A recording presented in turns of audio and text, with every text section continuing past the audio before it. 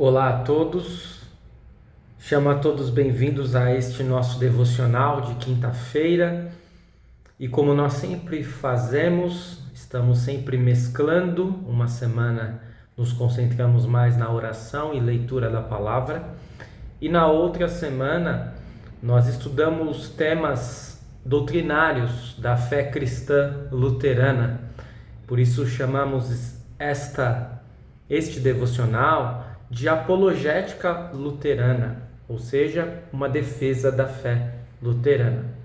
Hoje nós queremos fazer este devocional da apologética luterana com a seguinte temática: a doutrina dos dois reinos. A doutrina dos dois reinos. Que todos possam ter um abençoado momento devocional. Vamos dar início com uma oração. Em nome do Pai, do Filho e do Espírito Santo. Amém. Santo Deus, amado Pai, te agradecemos por esta oportunidade de refletirmos em mais uma doutrina.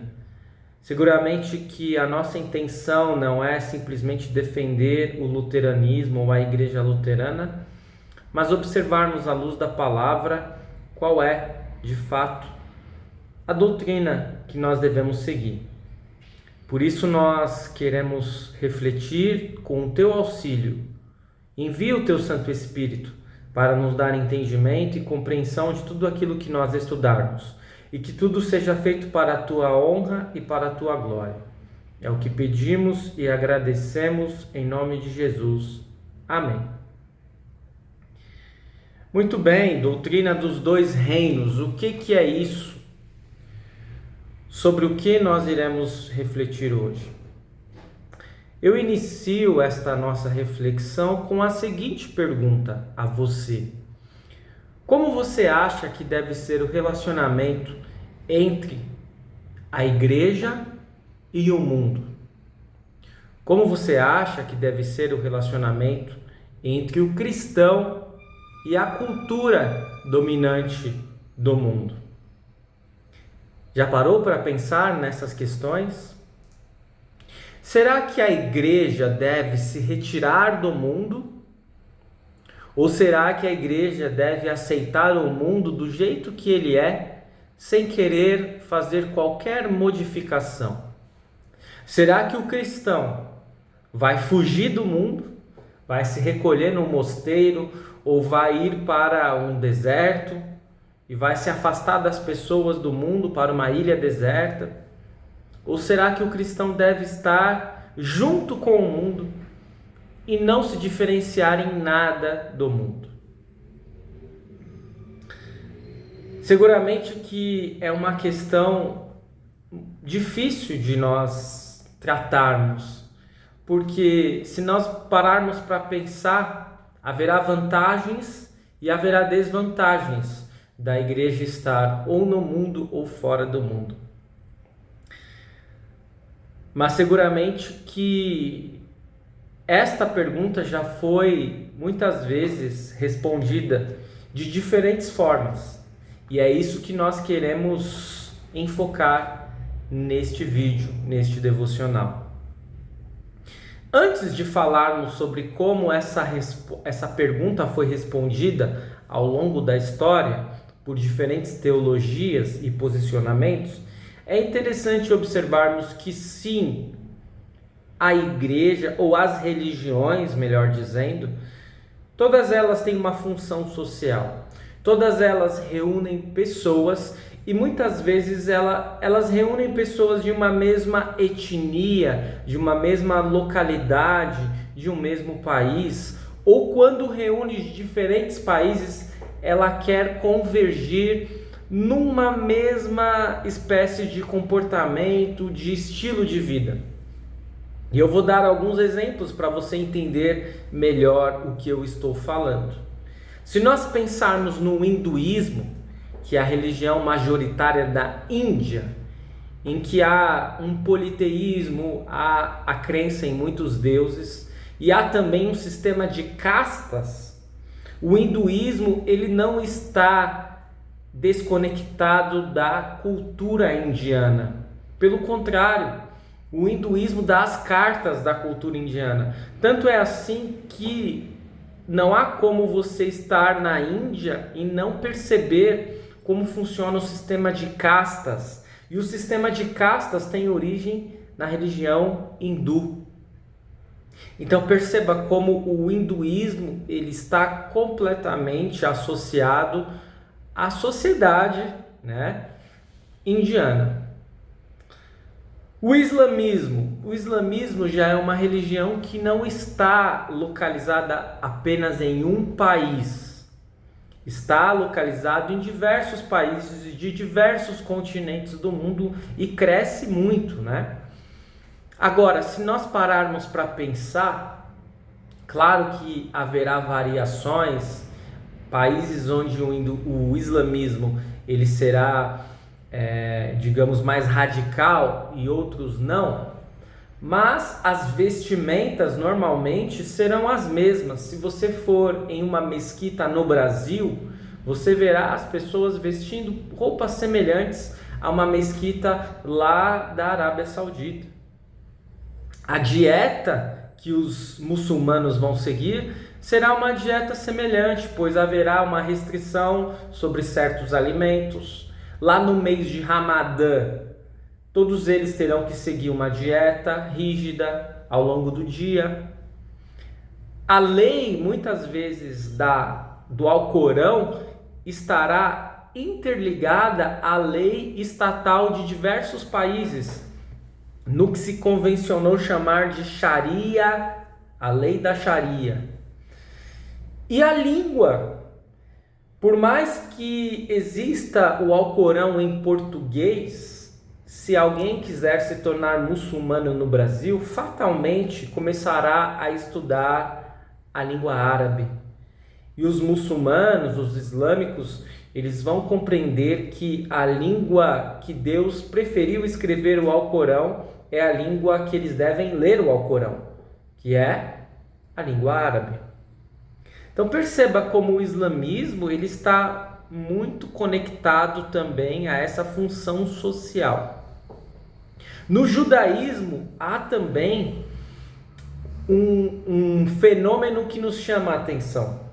Há judeus que seguem de fato o judaísmo, né, judeus ortodoxos e de outras vertentes do judaísmo, mas há judeus que não seguem a religião e ainda assim são chamados de judeus, porque o nome judeu já ultrapassou a questão religiosa, se tornou até mesmo uma questão social, étnica. Mas esse fenômeno também não acontece apenas nas religiões não cristãs. Esse fenômeno da religião estar conectada à sociedade ou a uma função social, sociológica. Há também este fenômeno ocorrendo no cristianismo. Por exemplo, em países em que houve uma intensa imigração, como nos Estados Unidos.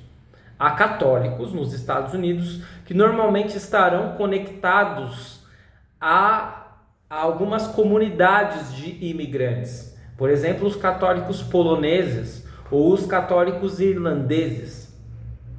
E há também nos Estados Unidos luteranos, que estarão conectados ou associados a uma comunidade étnica, como por exemplo os luteranos alemães, e aqui no Brasil, vocês sabem, isso também ocorre. Os luteranos escandinavos, de origem lá dos países da Escandinávia, Dinamarca, Noruega, Suécia. E aí nós percebemos como que a religião ela pode ter esse pano de fundo sociológico, cultural, e até estar tão associada à cultura que muitas vezes temos dificuldades de fazer essa separação. Só que se nós pensarmos bem, a fé cristã ela não pode estar conectada somente a uma nação, a uma etnia, a uma língua, de maneira alguma. Porque quando Jesus estava se despedindo de seus discípulos, naquilo que nós conhecemos como a grande comissão, em Mateus 28, Jesus falou para eles: ide, fazei discípulos de todas as nações, batizando-os em nome do Pai, do Filho e do Espírito Santo. Portanto, o cristianismo não pode se restringir a um povo, a uma língua, a uma nação, a uma etnia. Não! A fé cristã deve ser compartilhada e testemunhada a todos.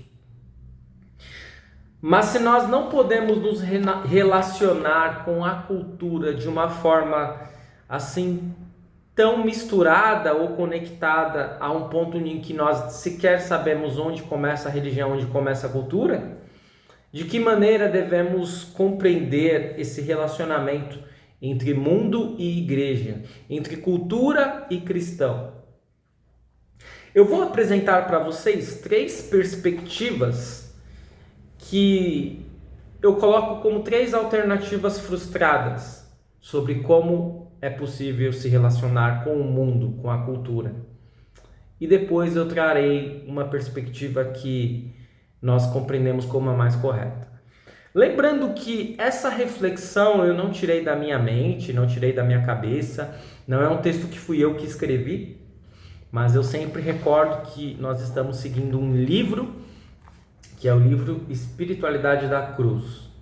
Espiritualidade da Cruz, do Jean Edward Veit, ou Veit, como você queira.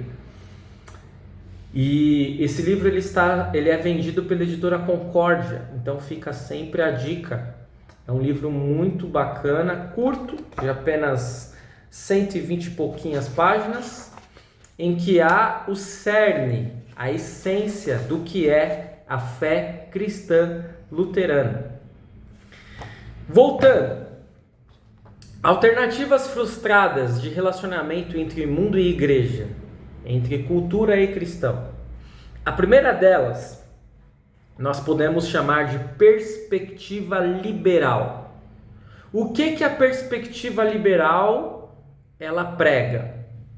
Que a igreja deve aceitar tudo o que a cultura dominante impõe. Para não perder membros, a igreja então precisa se atualizar. Você já ouviu esse discurso? Claro que nós precisamos compreender muito bem o que uma pessoa está querendo dizer quando ela diz a igreja precisa se atualizar.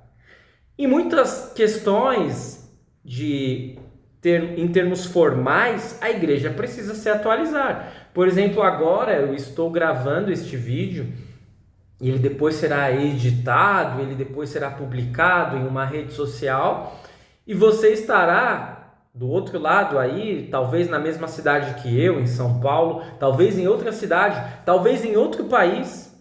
E este é um fenômeno muito bacana, em que a igreja ela pode sim aproveitar este recurso tecnológico.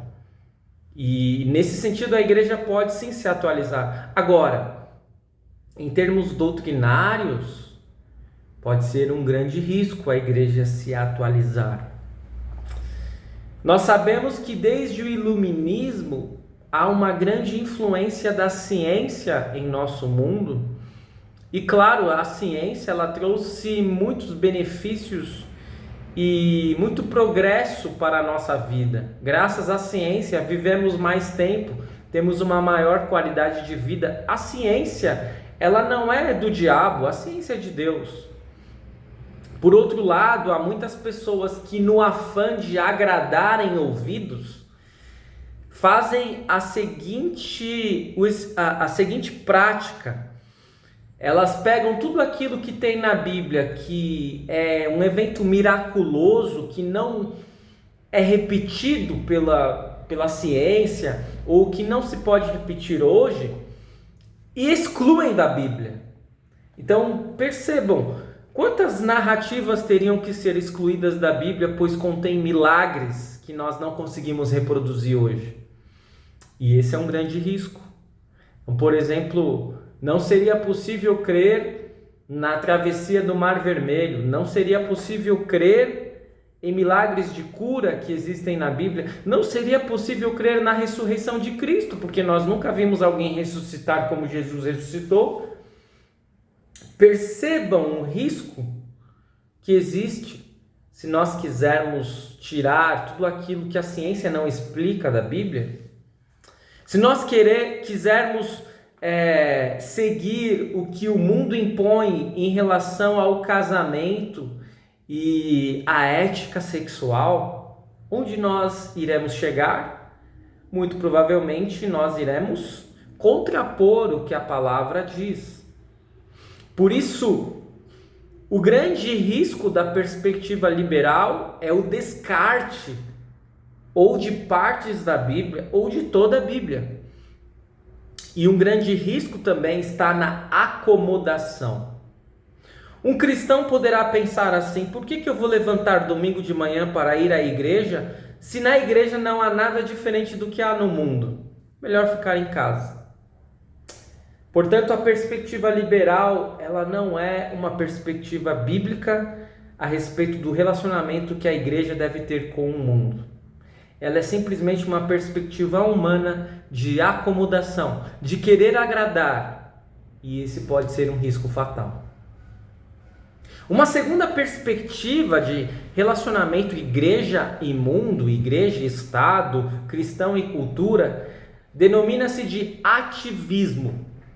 O ativismo político ou social. E aqui eu não quero fazer distinção entre direita e esquerda. Há ativismo político social na igreja, tanto de direita quanto de esquerda. Para muitos é necessário participar ativamente do mundo, da política do mundo, ao ponto de influenciarmos a legislação do nosso país para que ela siga o que está na Bíblia. E claro, nós que somos cristãos, por um lado, teríamos atendidos todos os nossos anseios, todas as nossas vontades e desejos. Mas será que isso seria justo? Será que isso é da vontade de Deus?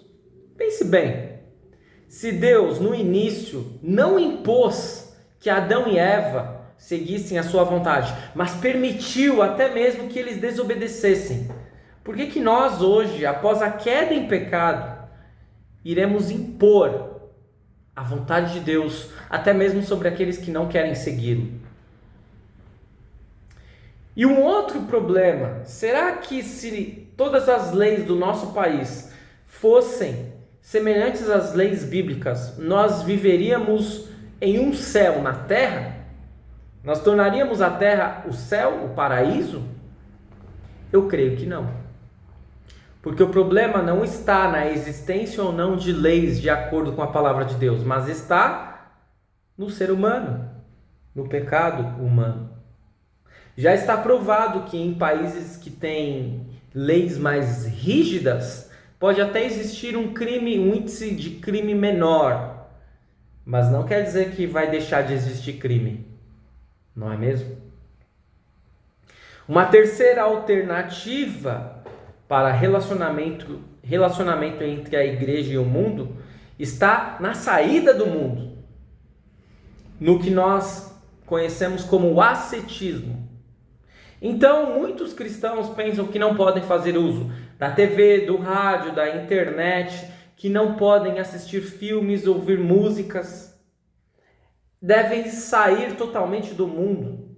Há até mesmo grupos mais radicais, como o grupo dos Amish, que estão especialmente localizados lá nos Estados Unidos, e eles sequer utilizam carros, eles sequer utilizam a tecnologia atual, nem mesmo desodorante eles podem passar, gente. Chega ao radicalismo, né?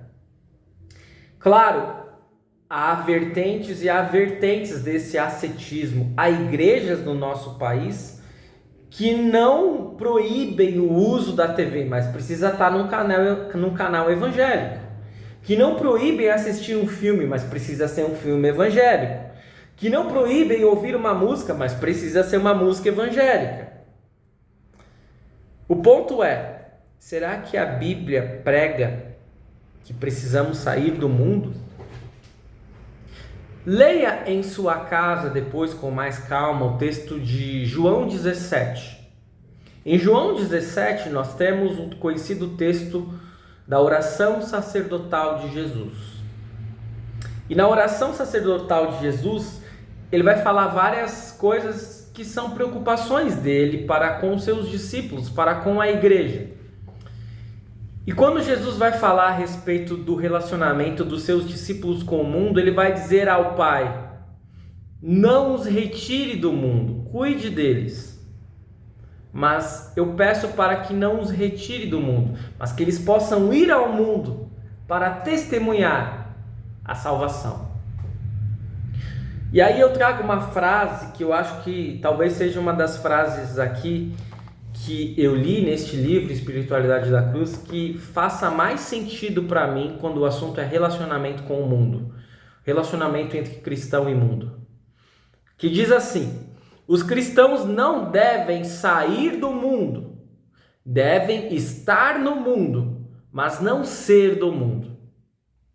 E eu vou repeti-la: os cristãos não devem sair do mundo, devem estar no mundo, mas não devem ser do mundo, não devem pertencer ao mundo. Perceba que aqui nós temos exatamente a base do que Lutero ensinava a respeito da doutrina dos dois reinos. Existem dois reinos no mundo, o reino da direita e o reino da esquerda. No reino da direita, sabem quem governa? Deus. E no reino da esquerda, quem governa? Deus também. Ah, mas então qual a diferença entre reino da direita e reino da esquerda? Se é Deus quem governa os dois? É Deus quem governa os dois, mas há diferenças. O reino da esquerda é o mundo. É o que nós podemos chamar de mundo secular. O reino da direita é a igreja de Deus, a igreja de Cristo. No reino da esquerda, no mundo, Deus governa por meio da lei. No reino da direita, na igreja, Deus governa por meio do evangelho. Problemas surgem quando há uma confusão entre os dois reinos. Por exemplo, alguém vai lá e comete um crime. Essa pessoa tem perdão? Sim ou não? Claro que tem perdão.